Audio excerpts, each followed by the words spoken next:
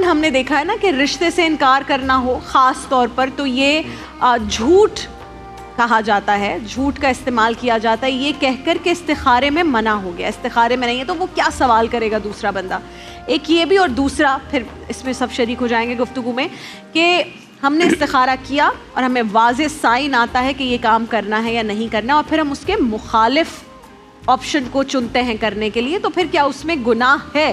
کیونکہ ہم نے مشورہ لے لیا اللہ تعالیٰ سے اور پھر ہم نے اس کے اپوزٹ کیا. تو بسم اللہ. ایک چیز اور اسی سے ریلیٹڈ ہے کہ بہت سارے لوگ کہتے ہیں کہ کوئی سائن نظر آتا ہے آپ کو خواب کے اندر یا کوئی کلر نظر آتا ہے، کیا اس میں کوئی حقیقت ہے، یا پھر جب آپ استخارہ لے لیتے ہیں تو وہ کام اللہ تعالیٰ آپ کے لیے آسان یا مشکل فرما دیتے ہیں؟ اس پہ بھی بتا. بسم اللہ الرحمن الرحیم. بہت عمدہ سوال ہے، اور نبی کریم صلی اللہ علیہ وسلم نے استخارے کی تعلیم دی. صحابہ کرام فرماتے ہیں استخارے کی دعا آپ نے ہمیں اس طرح یاد کرائی جس طرح قرآن کی صورتیں یاد کراتے تھے، اتنی زور دے کر. اور یہ مستحب عمل ہے کہ بندہ ہر کام کرنے سے پہلے جو خاص طور پر ایسا کام جس میں اس کے ذہن میں دو باتیں آ رہی ہوں کہ ایسا کروں یا ایسا کروں، اور وہ کام حلال ہو جائز ہو، اس کے لیے وہ استخارہ کرے. اب جو کام فرض ہے جو دین میں کرنا ہی ہے اس کے لیے استخارہ نہیں کیا جائے گا کہ وہ تو کرنا ہی ہے، اس میں تو کوئی دو رائے ہو نہیں سکتی. جس طرح عموماً شادی کے لیے یا کاروبار کے لیے یا پارٹنرشپ کے لیے یا کون سی یونیورسٹی میں ایڈمیشن لیا جائے اس کے لیے استخارہ کیا جاتا ہے. اب یہ سوال ہے کہ کیا استخارے کے لیے سونا شرط ہے؟ تو بالکل سونا شرط نہیں ہے. دوسرا سوال کیا استخارہ خود کیا جائے گا؟ تو یہ بات ہو چکی کہ خود کرنا افضل ہے، اعلیٰ ہے، عرفہ ہے. اور اگر کسی کو بالکل ہی کنفیوژن ہے تو وہ ٹھیک ہے، اس کے اپنے والدین سے کروا سکتا ہے، کسی بزرگ سے کروا سکتا ہے، لیکن اس کی وہ نوعیت نہیں ہوگی جو خود کرنے سے ہوگی. جیسا کہ ڈاکٹر صاحب نے فرمایا تھا کہ جو آپ کی اپنی فیلنگز ہیں وہ کسی اور کی فیلنگز تو نہیں ہو سکتی ہیں.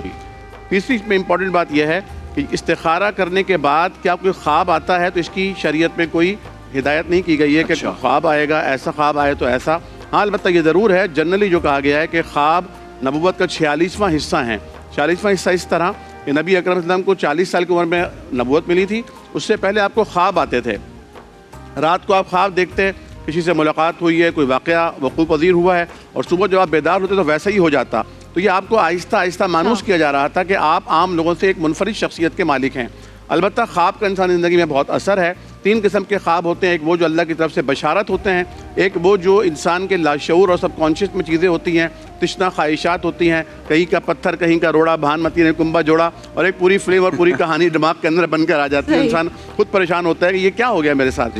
تیسرا وہ ہوتا ہے جو شیطان انسان کو پریشان کرتا ہے.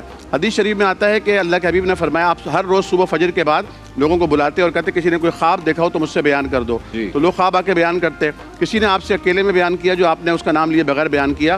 تم میں سے کوئی خواب دیکھتا ہے اور شیطان اسے خواب میں دکھاتا ہے کہ اس کی گردن کٹ گئی ہے اور اس کا سر اس کے آگے آگے بھاگ رہا ہے اور وہ اس کے پیچھے پیچھے بھاگ رہا ہے, اور وہ پریشان ہوتا ہے, لوگوں کو بتاتا ہے, سناتا ہے, ڈرتا ہے, خوفزدہ ہوتا ہے, اور شیطان اس کی یہ کیفیت دیکھ کر خوش ہوتا ہے. تو جب بھی تم میں سے کوئی ایسا ڈراؤنا خواب دیکھے یا ایسا خوفناک خواب دیکھے جس سے ڈر بیٹھتا ہے تو اسے کیا کرنا چاہیے؟ وہ جس کروٹ سو رہا تھا کروٹ بدل لے, یعنی دائیں کروٹ چینج کرے اپنی, اور زمین پر بائیں طرف ہلکا سا تھک تھکا دے, یعنی تھو تھو تھو, اور اعوذ باللہ من الشیطان الرجیم پڑھے. یہ تھک تھکانا دراصل آٹو سجیشن ہے کہ ایسی کی تیسی تمہاری, کچھ نہیں ہوتا تمہارے خواب دکھانے سے اور کچھ نہیں ہوتا مجھے ڈرانے سے, بے فکر ہو کے بندہ دوسری کروٹ لے کے سو جائے.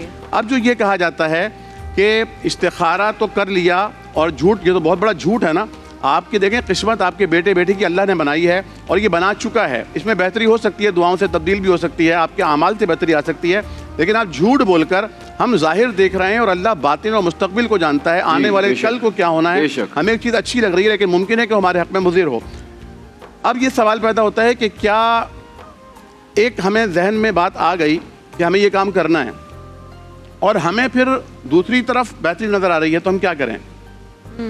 تو اس خواب میں جو استخارے کی جو دعا ہے اسی میں یہ بتایا گیا ہے کہ اللہ پاک جو آپ میرے لیے بہتر سمجھتے ہیں وہ میرے لیے آسان کر دیجئے, میرا مقدر کر دیجئے, اور جو بہتر نہیں سمجھتے وہاں سے میرا دل بھی ہٹا دیجئے, اور وہاں اس کے علاوہ مجھے کوئی بہتر راستہ بھی دے دیجئے. تو جو بہتر راستہ نظر آئے اسے اختیار کرنا چاہیے. اور اگر آپ کو واضح طور پہ پتہ ہے, جیسے کلیئرٹی کے لیے لوگوں کی, کہ یہ حرام ہے اور حلال ہے, تو اس میں تو پھر استخارے کی کوئی گنجائش نہیں ہے نا. استخارہ بھی ایک دعا ہے, خیر طلب کرنے کی دعا, یہ کوئی وحی نہیں ہے. ہاں بالکل, باقاعدہ اللہ نے بتا دیا ہے, ذہن میں ڈال دیا, تب ایکوریٹ اسی طرح کرنا ہے, یہی ہونا ہے.